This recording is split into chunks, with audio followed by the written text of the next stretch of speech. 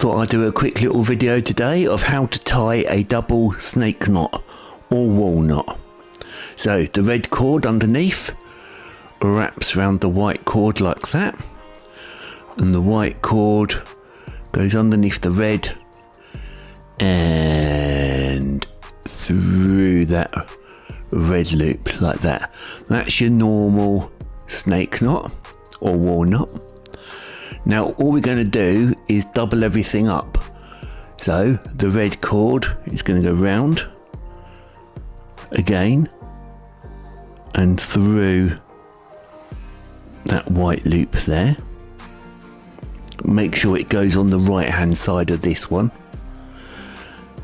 And the white cord is going to go under this red here. Whoops.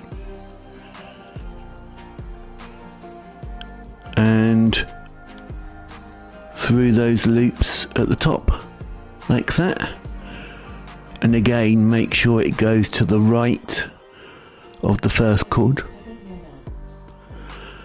and then just pull it together, and there you have a double snake knot or wall knot.